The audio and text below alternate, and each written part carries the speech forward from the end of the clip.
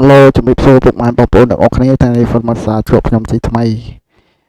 រៀងរាល់ការទស្សនាវីដេអូរបស់ខ្ញុំ Channel របស់ខ្ញុំបើលើសលួសខុសឆ្គងកន្លែងណាមួយសូមបងប្អូនខន្តីអភ័យទោសរៀងរាល់ចំណាក់ឲ្យថាកាយវិការវាមិនទំនងជាមួយបងប្អូនហ្នឹងហើយកុំភ្លេចជួយ like ជួយ share ជួយ Subscribe ជាវខ្ញុំអ្នកមួយផងដើម្បីខ្ញុំមានកម្លាំងចិត្តកម្លាំងកាយកែស្នៃវីដេអូឬមួយក៏ធម្មជាតិរស់នៅក្នុងស្រុករបស់យើងជាកូនអ្នកខ្មែរកម្ពុជាក្រោមរោគធ្វើការពលករនៅស្រុកគេដូចជាមើលផលពិបាកបន្តិចបន្តួចដែរពុកម៉ែបងប្អូនមិនមែនជាចំណុកទេព្រោះអីយើងជាកូនខ្មែរអូមិនស្រួលទេឥឡូវងាកទៅមើលវីដេអូវិញពុកម៉ែបងប្អូននេះខ្ញុំកំពុងទៅដើរទន្សារឲ្យម៉ែភ្លៀងមានណាបងប្អូន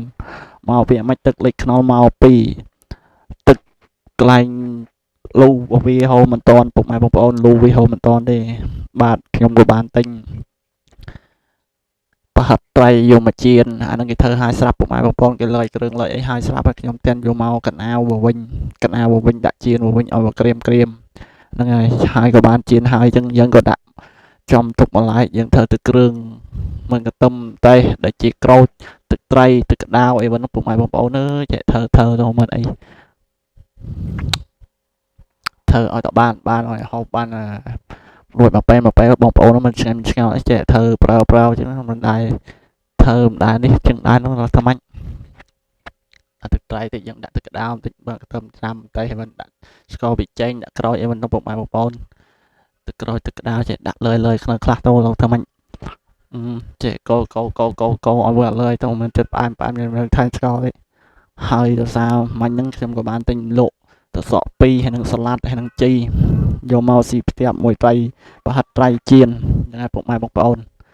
ចេះឡើងវត្តជ្រះទៅព្រៃបើស្មាឥឡូវមានចិត្តជីមីច្រើនពុកម៉ែបងប្អូនអើយស្មាចេះឡើងមកខ្លាចទៅកោទៅអុយអីចូលក្នុងហ្នឹងបាក់ដល់ឡូវខ្ញុំបានធ្វើរួចរាល់ហើយកំពុងតែចាំដុសបាយកំពុងចាំរៀបចំគ្រួសាររបស់ខ្ញុំព្រៃគ្រួសាររបស់ខ្ញុំគេធ្វើចាញ់មកប្រម៉ៃកន្លះនោះមកប្រម៉ៃកន្លះនោះពុកម៉ែបងប្អូនរំដល់ងូតទឹកងូតភក់ហើយរៀបចំឲ្យខ្ញុំនឹងអង្គុយចាំឲ្យម៉ណៃយ៉ាងចឹងទៅខ្ញុំមុនខ្ញុំក៏ធ្វើឲ្យគេហូបមុនចឹងទៅគេមកក្រោយគេទៅហូបគេចាំខ្ញុំចឹងដែរទៅអ្នកណាមកមុននឹងធ្វើមុនទៅដាំបាយសោះហូបអីបើពុកម៉ែបងប្អូនប្រអីធុញចឹងវីដេអូរបស់ខ្ញុំមានតែប៉ុណ្្នឹងទេសូមជម្រាបលាពុកម៉ែបងប្អូនអរគ្នាជូនពរពុកម៉ែបងប្អូនទទួលទានមានបានសុខភមង្គលគ្រប់គ្រួសារអរគ្នាទស្សនាវីដេអូរបស់ខ្ញុំកុំភ្លេចជួយ like ជួយ share ជួយ subscribe ខ្ញុំអ្នកមួយផងដល់ថ្មីខ្ញុំមានកម្លាំងចិត្តកម្លាំងកាយកែស្នៃវីដេអូបន្តទៀតអរគុណជម្រាបលាពុកម៉ែបងប្អូនអរគ្នាបាយបាយ